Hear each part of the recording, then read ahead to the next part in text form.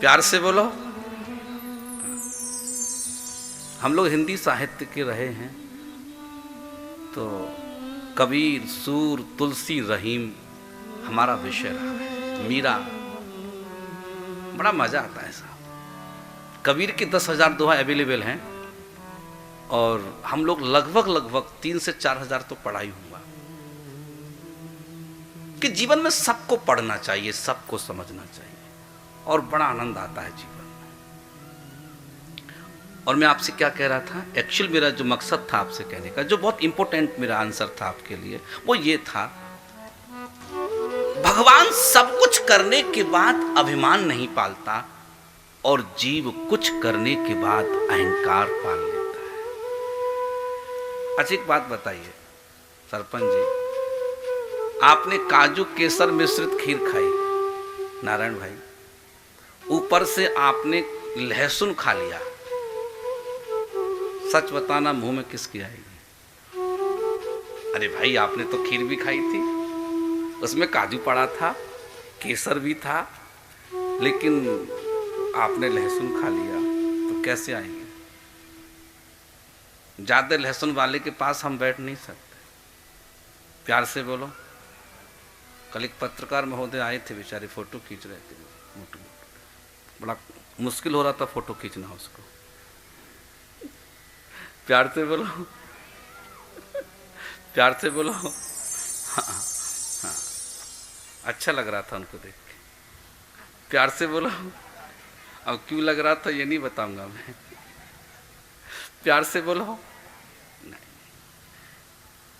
हमें स्थान और व्यक्ति की मर्यादा का ख्याल रखना चाहिए। आप यदि समाज में रहना चाहते हैं तो स्थान और व्यक्ति की मर्यादा, हम आप क्या कर रहे हैं हम आपसे नहीं पूछ रहे, लेकिन किस जगह पर जा रहे हैं वहां की मर्यादा का हमें ख्याल रखना है। किस व्यक्ति के पास हम जा रहे हैं उसकी मर्यादा हमें ख्याल रखेंगे, तब आपका समाज सम्मान करेगा। प्यार से बोलो।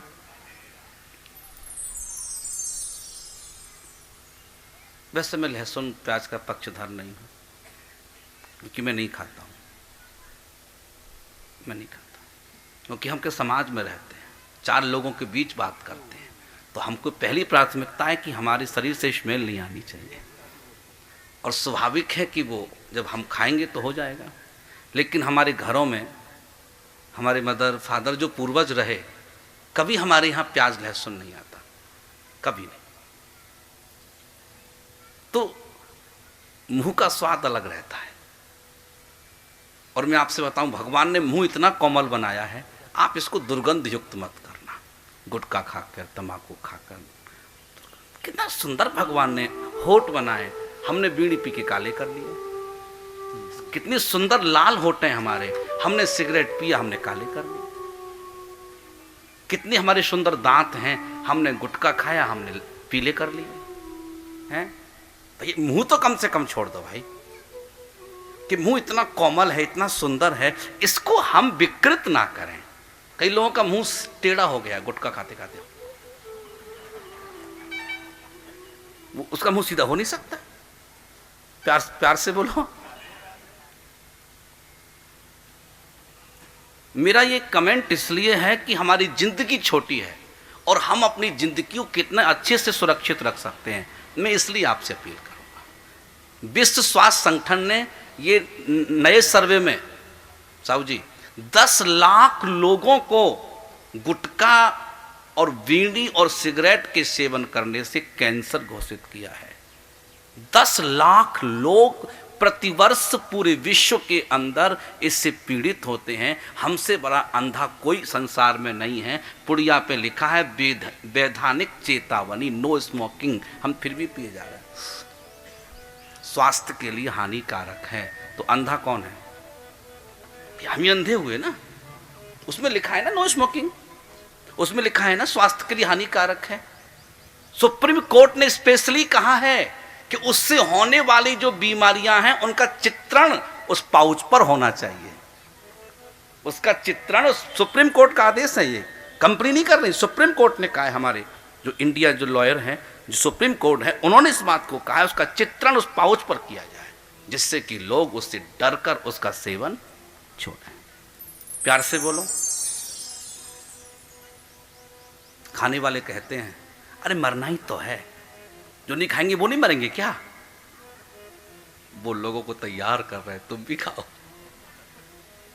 अरे भाई वो ठीक है मरेंगे, लेकिन वो पीड़ा जो होगी हमें अकेले भुगतना पड़ेगा ना, कष्ट जो होगा वो हमें अकेला उठाना पड़ेगा ना। उस कष्ट से निवृत्ति के लिए हम आपसे प्रार्थना कर रहे हैं। प्यार से बोलो।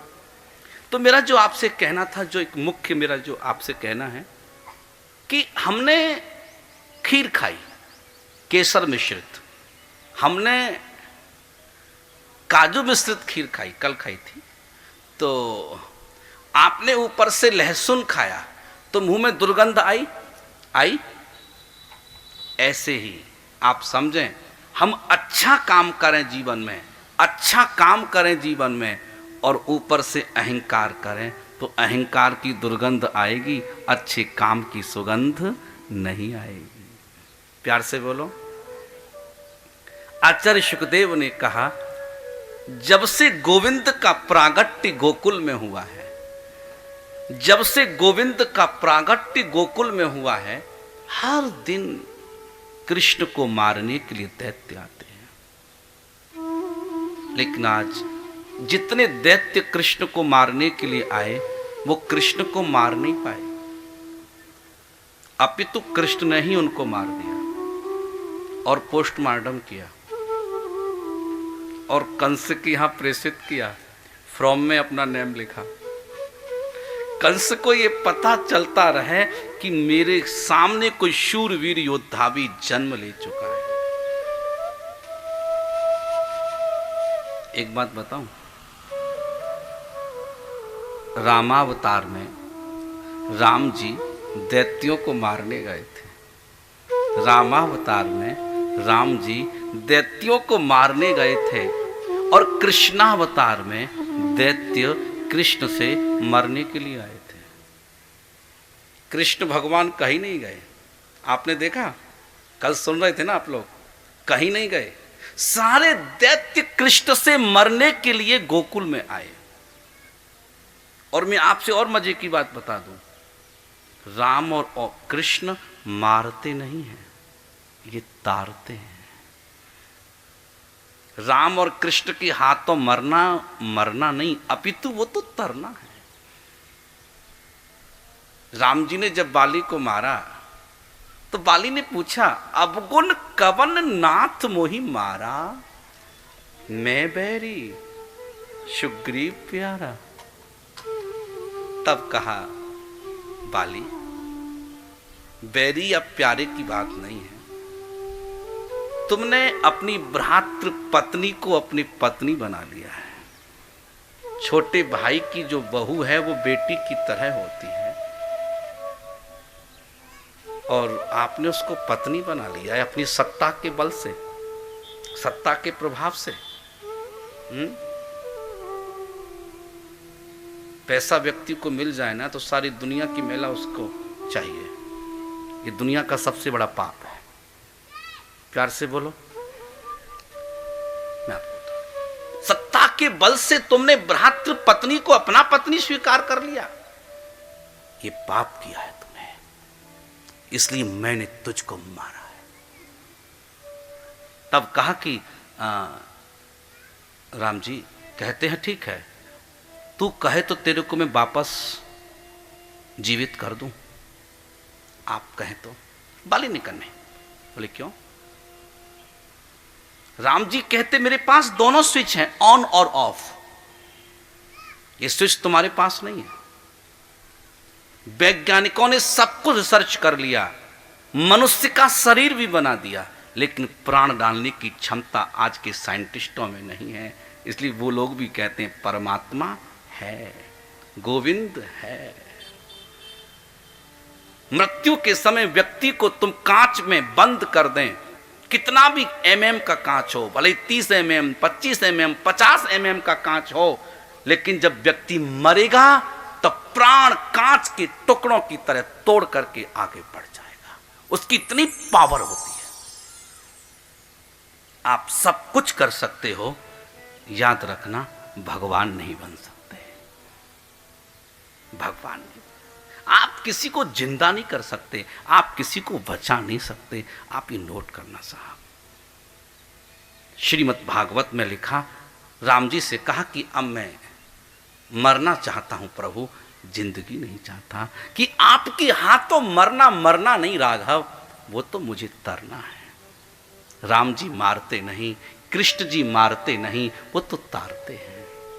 आज देव ऋषि नारद कंस के यहां पर आए और कंस से कहा, राजन आपको पता है कि आपको मारने वाला काल कौन है?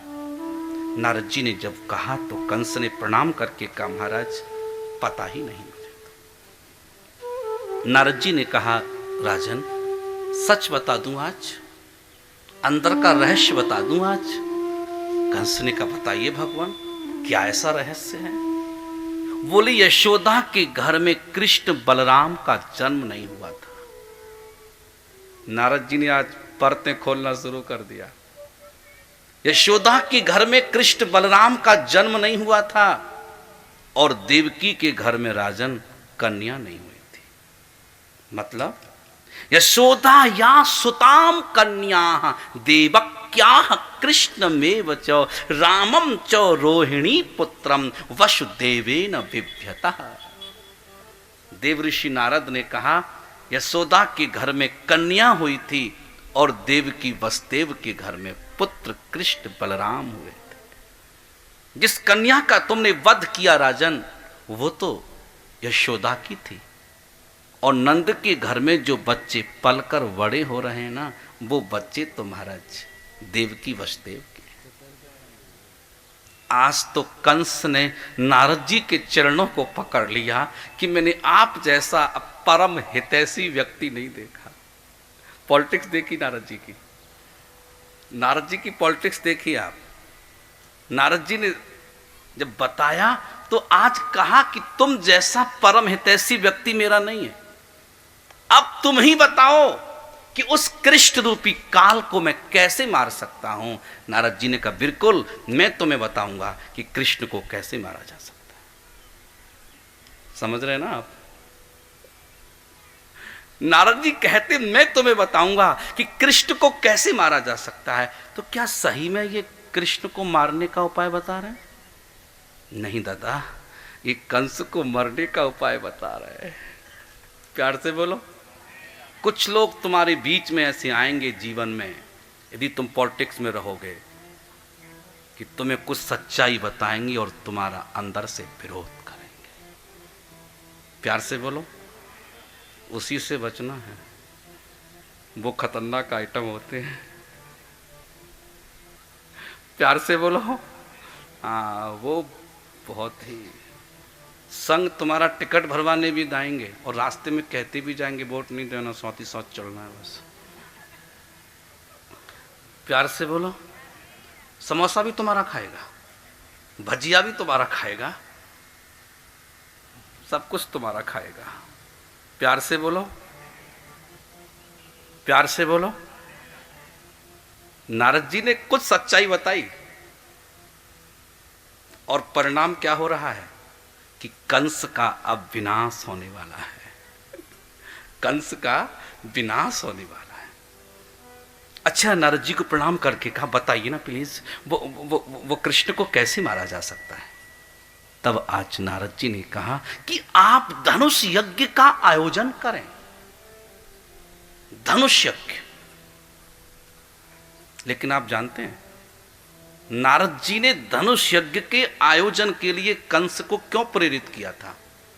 इसमें भी रहस्य है, लॉजिक है कि कंस ने भगवान शिव का आराधन किया था और शिव जब आराधना से प्रसन्न हो गए तो परम ब्रूही इच्छा प्रकट की थी कि मुझे अमरत्व का वरदान दे दें। कंस ने अमर होने का वरदान जब मांगा तो शिव ने कहा कि मानवीय सृष्टि में कोई अमर हो ही नहीं सकता। आपसे भी कह दूं, भगवान से कभी मंदिर में अपने को अमर होने का वरदान मत मांगो। भूल से भी मत कहना कि प्रभु अमर कर दो।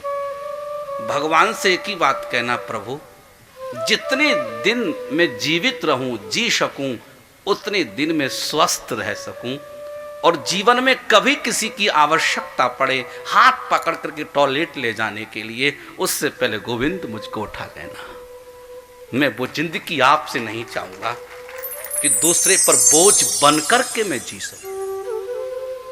बहुत लंबा जीवन आप जिए वो बहुत अच्छा नहीं है। जितने दिन जिए कम जिए, स्वस्थ होकर के जिए। आप क्या सोचते हैं हम 100 साल जिएंगे, अच्छा लगेगा आपको? ना, जैसी एज गैप बढ़ता जाएगा ना, तो परिवार भी तुमसे दूर होता हुआ चला जाएगा। एज गैप, 100 साल का व्यक्ति आज हो और 15 साल वाले के साथ बिठा दो, वो 2 मिनट बात नहीं करेगा, नहीं करेगा। पूछेगा बस ठीक है मैं जा रहा हूं। एज गैप आ गया 85 वर्ष का, कि वो आजादी के पहले की बात करेगा और हम आजादी के बाद की बात करेंगे। वो नेहरू की बात करेगा, हम मोदी की बात करेंगे। दोनों के विचारों में फर्क आ गया ना।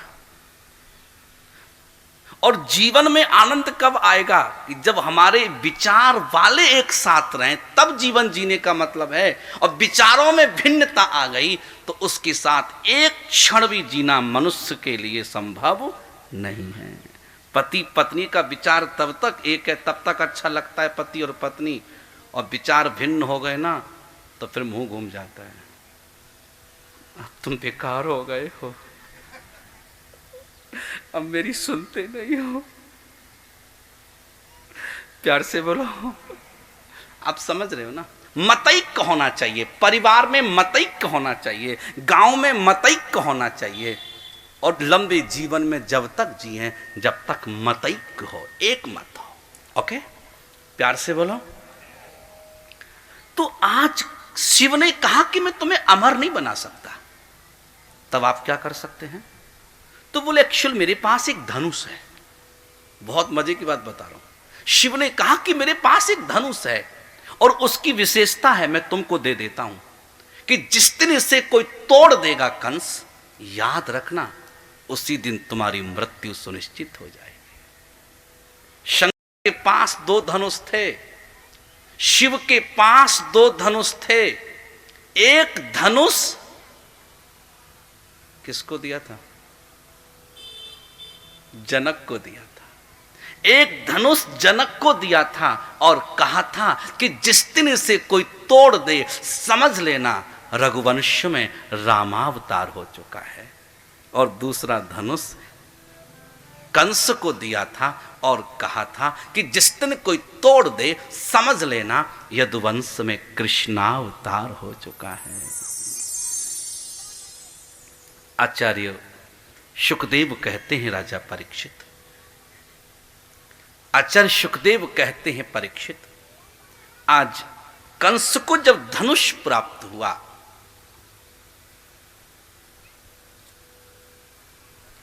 आइए साहब जी,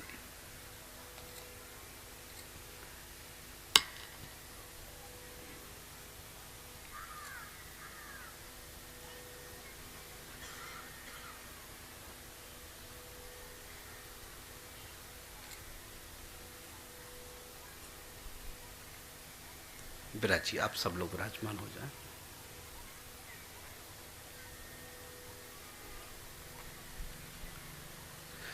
आचार्य शुकदेव ने कहा कि परीक्षित, कंस को जब पता चला कि मेरा प्राण यदि कहीं है तो वो धनुष में है, तो नारद जी ने, कंस ने उस धनुष को ऐसे कक्ष में छुपा दिया कि भूल से भी इसका कोई स्पर्श ना कर दे, कोई टच ना कर ले इसको। लेकिन ये बात नारद जी अच्छे से जानते थे, बहुत अच्छे से, कि जब तक धनुष नहीं टूटेगा तब तक कंस नहीं मरेगा। प्यार से बोलो। तो नारद जी ने क्या कहा कंस के लिए? क्या कहा कि तुम धनुष यज्ञ करो। इंपोर्टेंट बात, तुम धनुष यज्ञ करो। जब धनुष यज्ञ करोगे तो धनुष प्रदर्शन के लिए आपको निकालना पड़ेगा। और कृष्ण को तोड़ना सरल हो जाएगा। और कंस की बात स्वीकार करके नारद जी ने जब कहा कि धनुष यज्ञ करो, तो बजट पारित करा के प्रस्ताव के द्वारा मथुरा की सरकार में और घोषणा करके कहा कि मथुरा सरकार द्वारा मथुरा की सरकार द्वारा हम धनुष यज्ञ का मेला का आयोजन करेंगे। आज तैयारी शुरू हो गई और भागवत में लिखा पूरी मथुरा नगर को सजा दिया गया। मथुरा ना प्राचीन नगरी है, यहां असुरों का भी शासन रहा है और शुरों का भी शासन रहा है। रावण का जो भांजा था ना, भांजा लवणासुर, ये मथुरा का राजा हुआ करता था और ये शिव का परम भक्त था। शिव ने इसे त्रिशूल दिया था। जब तक इसके हाथ में त्रिशूल रहेगा तब तक इसे कोई परास्त नहीं कर सकता। और इसके अन्याय से मथुरा के लोग पीड़ित थे और भगवान श्री राम ने अपने छोटे भाई शत्रुघ्न को प्रेषित किया, उसको मंत्र पढ़ाया कि शिव के त्रिशूल को कैसे बांधा जा सकता है। और लवणासुर का वध करके शत्रुघ्न मथुरा के शासक हुए थे। शत्रुघ्न मथुरा के शासक हुए और लवणासुर का आज वध किया था। प्यार से बोले, प्यार से बोले। आचार्य सुखदेव ने कहा कि परीक्षित, आज सारी मथुरा नगरी को दुल्हन की तरह सजा दिया। जगह जगह बंधनवार, स्वागत द्वार, तोरण द्वार, अतिथियों के आवास की, रहने की, भोजन की समुचित व्यवस्था की गई। एक धनुष मंडप बनाया गया प्रदर्शन के लिए और एक रंग मंच बनाया गया और सबसे ऊंचे पद पर पदासीन कंस को किया गया। नृत्यांगनाओं को, वाद्यंत्रों को बजाने वालों को भी आमंत्रित किया। मथुरा के समस्त वासियों को बैठने की समुचित व्यवस्था की गई। 4 पहलवानों को बादाम का हलवा खिलाया गया कि कृष्ण आए तो कुश्ती में मार देना, वापस नहीं जाना चाहिए। कुवलिया पीड़ हाथी को मदमस्त किया गया कि कृष्ण आए तो पैरों से कुचल देना, वापस न जा सके। बिल्कुल तैयारी को अंतिम रूप दे दिया गया। नारद जी ने कंस से कहा, राजन आप अनुमति दें, अब हम चलें। कंस ने कहा, तुम कहां? अभी तो यज्ञ शुरू भी नहीं है, तैयारी हुई है। नारद जी बोले, नारायण नारायण, हम क्या करेंगे था। कंस से कहा, मैं पुनः आऊंगा, आप चिंता मत करो। नारद जी सीधा वहां से गए और गोकुल पहुंच गए। मथुरा से गोकुल। बेटा कुछ मत कर, इसका जूता उतार दे तू बस।